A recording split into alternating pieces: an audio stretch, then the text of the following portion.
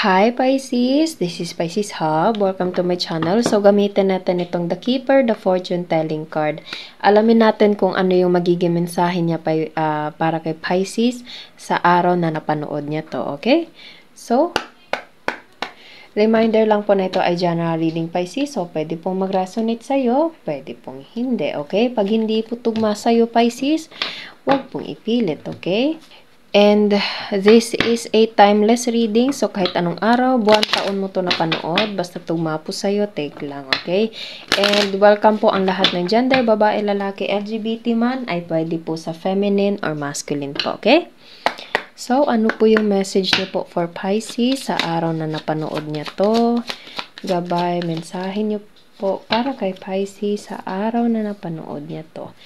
House, bahay, it's either bahay mo Pisces, bahay ng kung sino man ito. Pathway, new journey, pwedeng pupunta ka sa bagong bahay Pisces, okay? Bagong household, okay? Basta meron connection sa bahay and there's something na journey. Kasi meron tayo ditong pathway, okay? So, it's like a new beginning.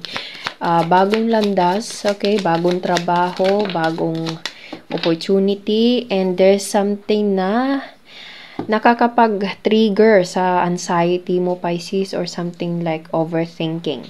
Okay? Kasi imprisonment, always kong sinasabi, is yung parang nag-iisip ka ng mga nakakabigay ng stress sa'yo, Pisces. Maraming tumatakbo sa isipan mo, kaya ganun yung nararamdaman mo, okay? And pwedeng natatakot ka, there's a little bit of pangamba, okay? Alanganin, or takot na pwedeng bagong parang hindi ka pa sanay doon, okay? Or parang bagong lugar yon kung saan itong bahay na ito, and parang natatakot ka sa process, kung kaya mo ba, ganito, ganyan, okay? Pero, pag merong opportunity na dumating sa'yo, Pisces, grab it, okay? As long as wala kang inaapakan tao, as long as safe ka doon, okay? Kaya mo yan. Kaya mo yung journey na iyan, okay? Strike the iron while it's hot, Pisces. Hindi lahat ng tao nakakakuha ng magandang oportunidad. Okay? So, kung meron mang inilahad yung panahon ng ang ating Panginoon ng opportunity para sa'yo na alam mo namang makakatulong sa'yo big time, grab it. Okay? And meron tayo ditong, yes, community. Ito ay bagong community, and pwedeng ito ay hindi mo usual na madalas mong nakakausap, okay? Yun nga, parang bago to sa'yo, Pisces.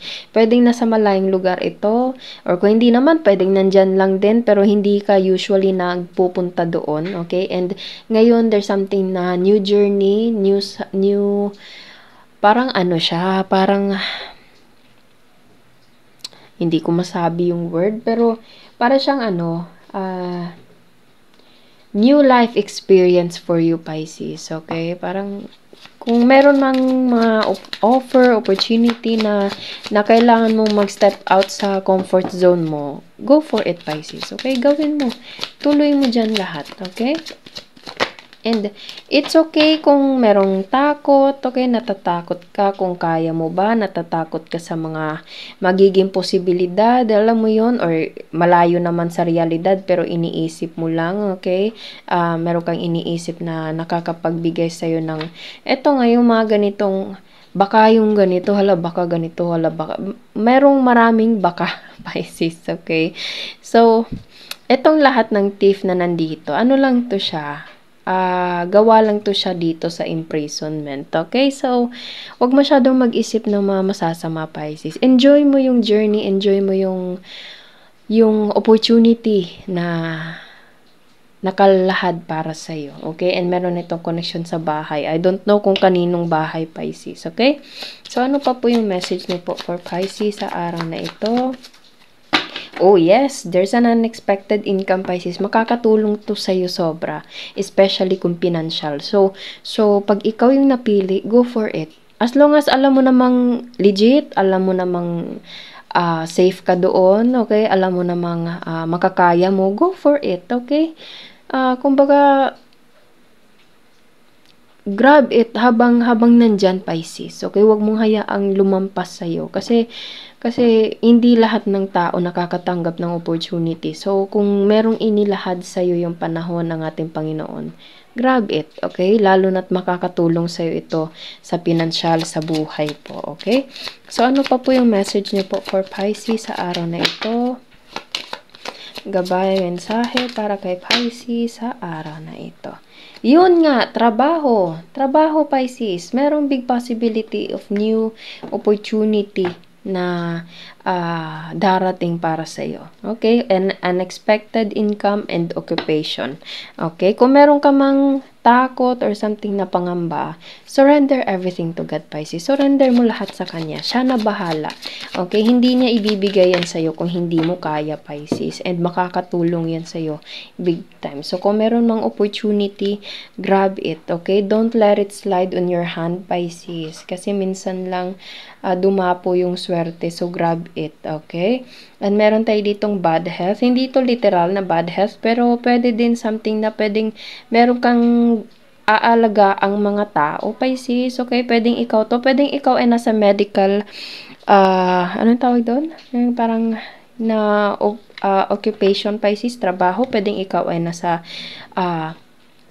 as a medical practitioner, tama ba?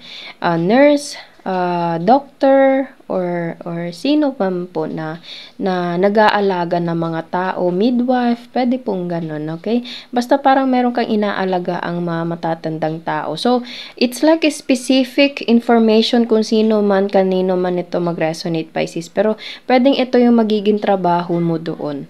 Okay? Pero kung hindi naman, kahit anong trabaho, Pisces, basta makakatulong sa'yo big time.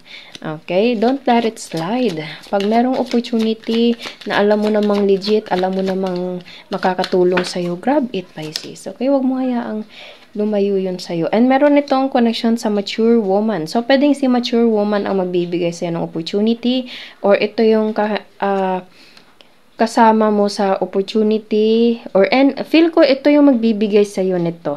Ito, pwedeng siya yung may-ari nito, Pisces, and magkakaroon ka ng magandang trabaho, magandang pinansyal, okay? Pwedeng ito yung klaseng trabaho mo, or makakatulong to sa'yo para bumangon sa buhay, okay?